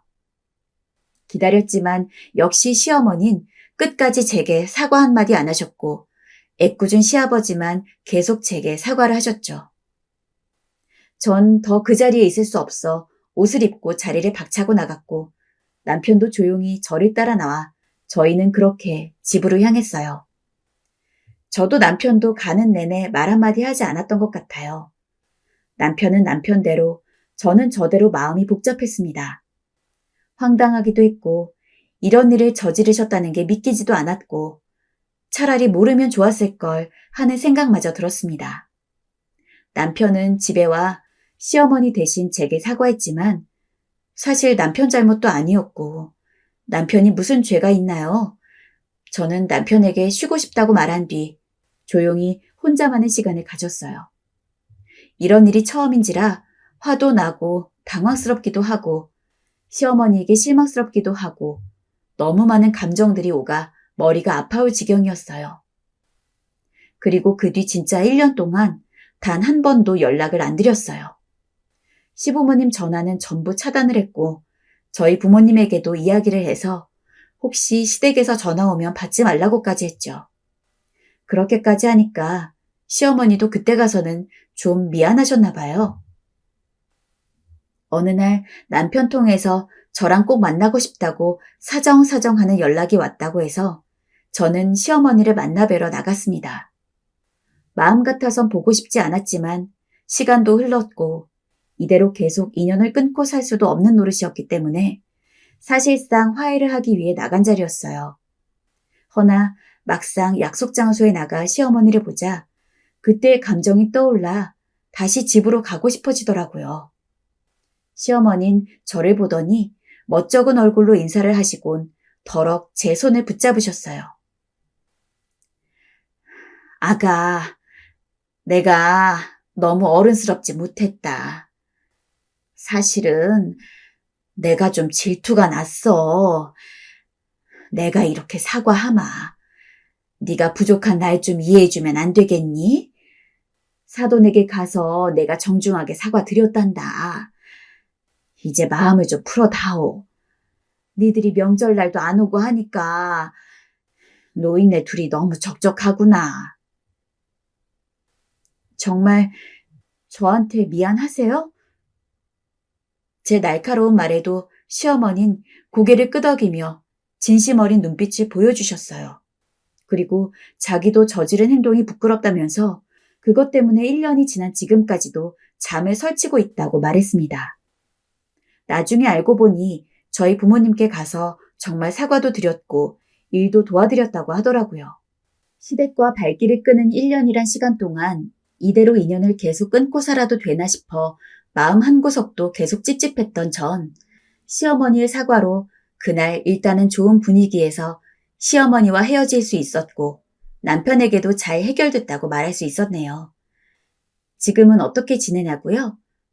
놀랍게도 다시 예전처럼 명절 때도 찾아가고 잘 지내고 있어요. 시어머니가 정말 진심으로 반성하셨는지 제게 잘 해주시려고 단단히 마음을 먹으신 것 같아요. 원래는 상도 같이 차리곤 했는데 제게 물 묻히지 말라며 저녁상도 직접 차리시고 절대 심부름 같은 건 시키지도 않으세요. 마치 아들 대하듯 똑같이 대해주시네요. 갑자기 너무 변하신 모습에 가끔은 내가 알던 시어머니가 맞나 싶긴 하지만 또 언제 돌변하실까 걱정되긴 하지만 그래도 며느리 대접받는 기분에 기분은 좋아요. 저번 날엔 시아버지의 생일날 케이크를 켜고 저녁에 잠깐 시어머니와 단둘이 차를 한잔하는 시간을 가졌어요. 시어머니와 이런저런 이야기를 하며 시간을 보내고 있었는데 문득 그때 있었던 일 얘기가 나왔어요. 저는 일부러 대화를 조금 피해가려 했는데 시어머니는 오래 생각해 왔다는 듯 천천히 입술을 떼어 뜻밖의 얘기를 하시더라고요. 아가, 믿기 힘들겠지만 그날 일로 나 정말 많이 반성했단다. 내가 했던 행동들을 많이 되돌아보게 됐어.